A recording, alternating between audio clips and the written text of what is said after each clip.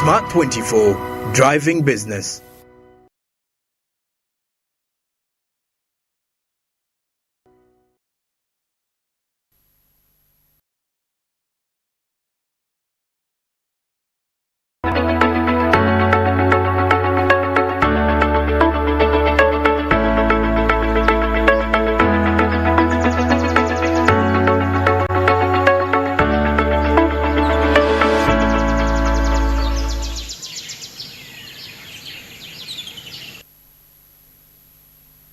Well, good to have you back, and of course, like I did mention, after the break we will be joined by a gentleman who is coming in from Sefot, and we're going to be discussing lots of details in regards to the parish development model in our last part of our morning show this morning. And this is none other than Jonathan Lubega. Many thanks for joining us this morning. Thank you, and I'm very glad to be here this morning for this wonderful TV talk show program. Okay. Briefly, for the viewers, what does Sefot do? And because when we look at civil society organizations, pretty much everyone has got a different voice they appeal to. How about yours? Sefot is a non-for-profit organization which uses the legal tools to promote adequate living rights for everyone. And when I talk about everyone, it is a semblance of legal aspects where you see that all legal tools are directing towards promoting everyone's inclusion in the economy. And stemming from the SDGs, they look at promoting, not leaving anyone behind. So when you look at Sefot, we are promoting adequate living rights for everyone. And in this, we have 3 programs where we work, and we have the community empowerment. This we dwell more in working with the communities, the economic, working in the communities, as well as enabling people on the grassroots to achieve adequate living rights. And then we have the advocacy program. This then carries out the information from whatever we do, be it research that we do, and also the activities that we do in communities. Then they have to come up forward to the public at the international, regional, as well as the national level, so that we are strongly advocating for everyone's voice. And then lastly, we under the program of litigation and strategy. Here in the litigation program, we strategically work on strategic litigation cases. Okay. And you know, strategic litigation is non-adversarial in nature, because we identify a problem and then we work through that by bringing up cases that enable the general public. And in that we also look at the pro bono cases, where we enable people like on an individual basis under different projects, and then we pursue cases for them to access adequate living rights.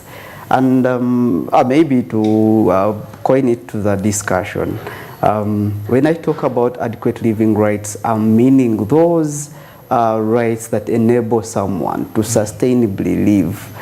For instance, if you have the food to eat, you are literally achieving adequate living. Your adequate life is being empowered if you have food, and if you have shelter, if you have water. So all that is a collection of what we work for. Okay. Well, and also when you look at what do you think, for example, has led to the low progress of the parish development model? Because by the look of things, well, it has not reached, its initial plan, because the government intends to have it as a breakthrough for Ugandans into the money economy, all the Ugandans into the money economy. But there is low progress. Yeah. And what do you think is attributed to that? Yeah, I think basing on what the discussions around the parish development model, this is even the president himself yesterday he stated that The PDM is a dynamite to development. And when you look at it, it is still a baby to everyone in Uganda, basing on the past, which has been tainted with failed programs. However, lots of efforts have been put into this program. Going back to the question that you've asked as to why it is not progressing, I think I may not start on that low note on saying it's not progressing, because basing on what Sefrot has done and so far realizing this program to its fruition, we look at how has it been enrolled so far in the communities. Yeah, voices have come up very well, and we have conducted research in that regard. Baseline surveys that we conducted in Kamuli and in Kaliro district, as well as Mukono district, they have indicated that people have the progress is there. We're seeing progress. Maybe what you could say, it is a snail progress that very few people have received resources so far, and also the necessary requirements that have been received by the parish development officials who are in line with implementing this project. And also there is maybe a slow progress when we look at how people really achieved the necessary tools to enable them strongly impact communities. Of people, for example, the town agents, have they got the necessary capacities to develop themselves? The trainings, have they been sufficient? Those are the things we look at. But when you talk about the slow progress, maybe we pick out some of those features, but not to that great extent that it is not moving. Well, also when we turn our focus on financial inclusion, has it been entirely, looked at, or has it been entirely achieved? When you look at financial inclusion, is among the pillars in the PDM, and it is actually the bolt on progressing parish development model objectives. And we look at aspects, because it looks at enabling the poor, the poorest of the poor, because there are those kind of people who have to be enabled, those very poor people. And looking at that, we examine whether the financial inclusion has touched those very poor people. There are very many voices coming through on whether the actual the target people under the PDM are the ones that have actually benefited. And oftentimes, and given our research, we find that yes, there are some, but a bigger category is missed out. And when examining that approach on who have been left out, the women, because women, one of the target aspects is enabling women to financially include in the development agenda, and also it is the government's line to enable everyone, including women. So when you look at financial inclusion, there is an aspect, there are very many demands that are put forward. You should have land, you should have activities that are running, you should have, because when you look at the poorest of the poor, we have identified that some of the poorest of the poor do not have most of the requirements. So some people could be left out, especially women, could be left out because they do not have a national ID. And the research has indicated that those that do not have a national ID, you do not have a say on anything to do with the parish development model. So all that analogy keeps us to wonder, why are people not frankly enjoying their rights. You get, why are they accessing the actual inclusion as it is stated? Okay. When we analyze that program, the pillar, yes, we need to put focus on, okay, people, the actual beneficiaries, where are they? Are they given the capacities to participate? At what extent do people hold their leaders accountable? To what extent is there non-discrimination? But given what I've told you on the very many requirements that include a title of land, or even having a piece of land that you've rented, so have people been left out? Is there a rule of law? Because there are many actions that have started coming up on, yes, they have received money, but where are they using the money? Who is taking the money? Many women have been battered because of this money. In communities, it is coming out clear that many women have been battered by their husbands because they received resources and which the husbands want to control. So how would that be resolved? Could there be a very clear, streamlined redress mechanisms in every sub-county, in every district, to enable that woman access justice in case of anything? Okay. So many aspects come in. However, we need to take keen attention to some of the key particular areas that would enable everyone embrace the program. Okay, and also when you, besides that, there is something to do with the, including the women into the PDM.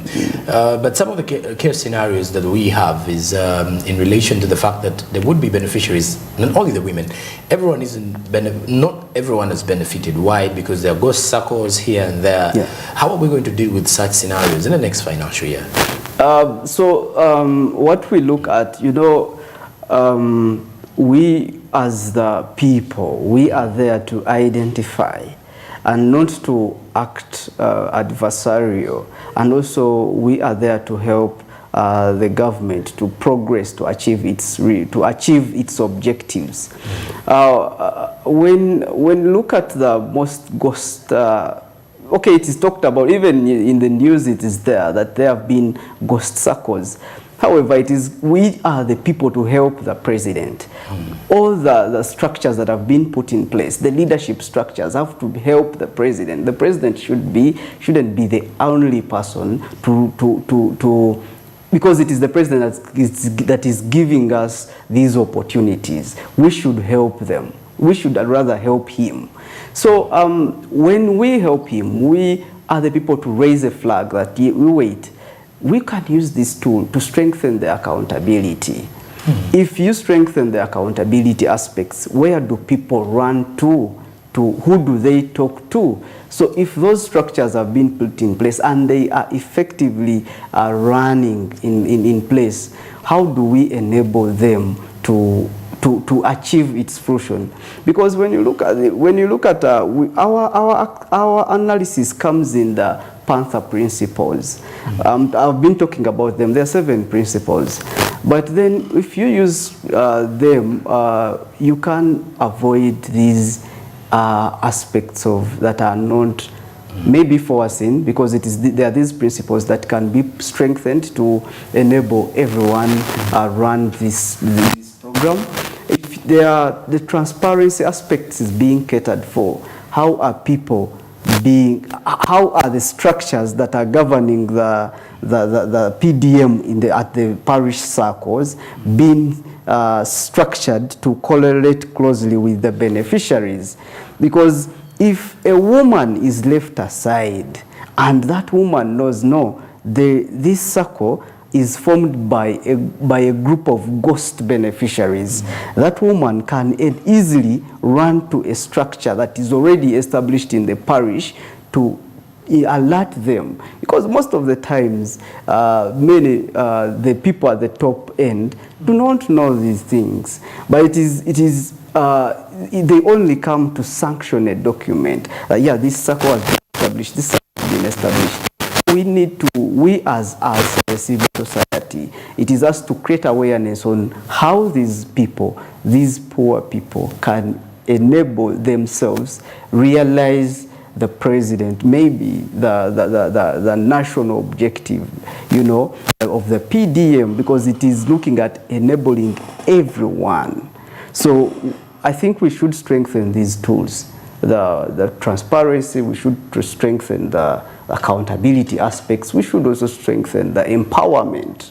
How do you empower those people with their tools? We have very many good tools, and I can specifically mention on the Human Rights Enforcement Act that can enable anyone, even when they have been got a challenge of their violations of their rights, to go to court by themselves, not getting a lawyer to go to court. So these are the things we should enable the community leaders, we should enable the beneficiaries themselves to benefit from the parish development model, to also avoid these worrying situations of ghost circles, because this is not what the president really wants. He wants everyone to realize their goal in life. Okay. Now, Jonathan, your parting shots as we're winding up with our conversation this morning.